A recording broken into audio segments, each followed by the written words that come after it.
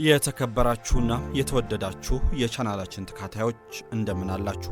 ዛሬም ለእናንተ ጤና ይጠቅማል ያልነውን አንድ ጉዳይ ይዘን ብቅ ብለናል። በዛሬው ጥንቅራችን ታዲያ ማታ ላይ የምናደርጋቸው 4 ለሰውነታችን በተለይም ለዓይናችን ጎጂ ሆኑ ተግባራትን የምንመለከት ይሆናል። ለቻናላችን አዲስ ከሆናችሁ ሰብስክራይብ ማድረግ እንዳትረሱ። ይህ ለእናንተ የደረሰው ጤና ነክ ጉዳይ ደግሞ ለሌሎች ሰዎችም መድረስ አለበት ብላችሁ የምታስቡ ከሆነ ላይክና ሼር ማድረጋችሁንም እንዳትዘነጉ። ጥያቄ፣ ሐሳብ፣ አስተያየት ካላችሁ ደግሞ ሐሳባችሁን በኮሜንት መስጫ ሳጥን ውስጥ አጋሩን እያልን አሁን በቀጥታ ወደ ዛሬው ጥንቅራችን አለፍን። እስከ ፍጻሜው አብራችሁን ቆዩ። ማታ ላይ የምናደርጋቸው ነገር ግን በጤናችን ላይ ከፍተኛ ጉዳትን የሚያደርሱ አንዳንድ ልማዶች ወዲያው በሰውነታችን ላይ ምልክትን ላያሳዩ ይችላሉ። አንዳንዶቹ ከሳምንታት፣ ሌሎቹ ከወራት፣ አልፎ ደግሞ ከዓመታት በኋላ ምልክቶቹን ልናይ እንችላለን። ነገር ግን እነዚህ ምልክቶችና አስቸጋሪ ነገሮች በሰውነታችን ላይ ከተከሰቱ በኋላ መልሶ መቀልበሱ እጅግ አስቸጋሪ ነው። ከዛ ይልቅ ግን አስቀድሞ መከላከሉ ይበልጥ ይቀላል። ማታ ላይ ከምናደርጋቸው አጉል ልማዶችና በጤናችን ላይ ከፍተኛ ችግርን ከሚፈጥሩት መካከል የመጀመሪያው በእንቅልፍ ሰዓታችንና በስልክ አጠቃቀማችን መካከል ቢያንስ የ1 ሰዓት ልዩነት አለመስጠታችን ነው። አንድ ሰው እንቅልፍን ከመተኛቱ ከ1 ሰዓት አስቀድሞ ስልክና እንዲሁም ሌሎች ኤሌክትሮኒክ ቁሶችን ባይጠቀም መልካም ነው። አብዛኛው ኤሌክትሮኒክስ ዕቃ ከ40 እስከ 60 ናኖሜትር ሰማያዊ ወይም ብሉ ላይትን ወደ ሰውነታችን ያሰራጫል። ዓይናችን በተፈጥሮ ወደ ሰውነታችን የሚገባውን ብርሃን የመቆጣጠር አቅም አለው። ነገር ግን ከኤሌክትሮኒክስ ዕቃዎች የሚወጡት ሰማያዊ ብርሃኖች በአብዛኛው በዓይናችን ተጣርተው ወደ ውስጥ የመግባት ዕድላቸው እጅግ አነስተኛ ነው። እነዚህ ብርሃኖችም ታዲያ ማታ ላይ ይበልጥ ስለሚጨምሩ ወደ ሰውነታችን ገብተው ከፍተኛ ችግርን በሰውነታችን ሊፈጥሩ ይችላሉ። በተለይም ሴራቶኒንና ሜላቶኒን የተባሉት ለሰውነታችን እጅግ አስፈላጊ ንጥረ ነገሮች በሰውነታችን ውስጥ በአግባቡ እንዳይኖሩና እንዳይመረቱ የሚያደርገው የመጀመሪያው ብሉ ላይት ወይም ሰማያዊ ከኤሌክትሮኒክስ ዕቃዎች የሚወጣ የብርሃን አይነት ነው። እነዚህ 2 ሆርሞኖች የማይመረቱ ከሆነ ደግሞ አስፈላጊ የሚባለውን የእንቅልፍ አይነት እንዳናገኝ ያደርገናል። እንቅልፋችን የተቆራረጠ ለረጅም ሰዓት የማይቆይ እንዲሆን የሚያደርገውም የእነዚህ 2 ንጥረ ነገሮች ከሰውነታችን መጥፋት ነው። አንድ ሰው ቢያንስ ከ6 እስከ 8 ሰዓት ድረስ በአንድ ቀን ውስጥ መተኛት ይኖርበታል። እነዚህ አስፈላጊ 2 ንጥረ ነገሮች በሰውነታችን ውስጥ የሉም ማለት ደግሞ ማታ ላይ ከ6 እስከ 8 ሰዓት የመተኛት ዕድላችን እየቀነሰ ይመጣል። ጠዋት ከእንቅልፋችን ስንነሳ ድብርት፣ የድካም መንፈስ የሚሰማን ከሆነ ምናልባትም ማታ ላይ የኤሌክትሮኒክስ ዕቃዎችን እየተጠቀምን ሊሆን ስለሚችል በተቻለን መጠን ወደ እንቅልፋችን ከመሄዳችን ከ1 ሰዓት አስቀድመን የኤሌክትሮኒክስ ዕቃዎችን አለመጠቀማችንን እርግጠኛ መሆን አለብን።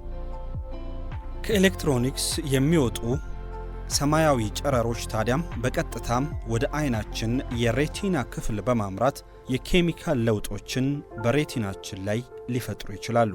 ዓይናችን አካባቢ የኬሚካል ለውጥ በተለይም ደግሞ በሬቲናችን ላይ የኬሚካል መለዋወጦች በተደጋጋሚ የሚፈጠሩ ከሆነ ደግሞ ዓይናችን ቀይ ሆኖ እንዲታይ ከዛ ባለፈም ደግሞ የዓይን ድርቀትም እንዲያጋጥመን ያደርጋል። አሁን ደግሞ ከዓይናችን ወጣ ብለን ማታ ከምናደርጋቸው አጉል ልማዶች ሌላኛውን እንመልከት። ይሄኛው ደግሞ ከፍተኛ ስኳር የያዙ ፕሮሰስድ የሆኑና በፋብሪካ ውስጥ ያለፉ ምግቦች እንዲሁም በውስጣቸው የስኳር መጠናቸው ከሚፈቀደው በላይ ሆኑ የተለያዩ በቤት ውስጥ የሚሰሩ ምግቦችን ማታ ላይ መመገባችን ነው። ለምሳሌም እንደ አይስክሬም፣ ኩኪስ፣ ዶናት፣ ለስላሳ መጠጦችና ሌሎችም ከፍተኛ ስኳርነት ያላቸውን ምግቦች ማታ ላይ መመገብ በተለይም ወደ እንቅልፍ ከመሄዳችን በፊት መመገባችን በጤናችን ላይ ከፍተኛ ችግርን ሊፈጠር ይችላል። እንደዚህ አይነት ምግቦችን ታዲያ ማታ ከመተኛታችን በፊት የምንመገባቸው ከሆነ በሰውነታችን ውስጥ ያለውን የግሉኮስ ይዘት በ4 እጥፍ የመጨመር አቅም አላቸው። ይህም ታዲያ በሰውነታችን ላይ በተለይም በሴሎቻችን ላይ የማበጥና የመቆጣት ስሜትን የመፍጠር እድል አለው። በተጨማሪም ታዲያ ለስኳር ህመም የመጋለጥ እድላችንንም ከፍ እያደረገው ይሄዳል። ለጤናችን እጅግ ከፍተኛ ጠንቅነት አለው የሚባለውን በሆድ አካባቢ፣ በአንገት አካባቢና እንዲሁም በተለያዩ የሰውነታችን ክፍሎች የሚከማቸውን እጅግ መጥፎ የሚባለው የፋት አይነት እንዲመረትም ያደርጋል።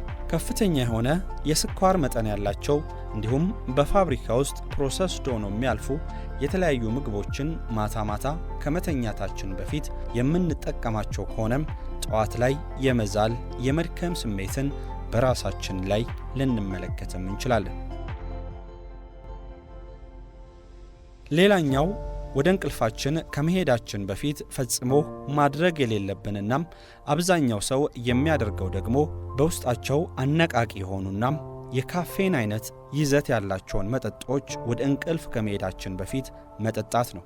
እንደ ቡና፣ ለስላሳ መጠጦች በተለይም ኮካን የመሳሰሉ አንቂ የሚባሉ መጠጦችን ወደ እንቅልፋችን ከመሄዳችን በፊት ፈጽሞ መጠጣት የለብንም።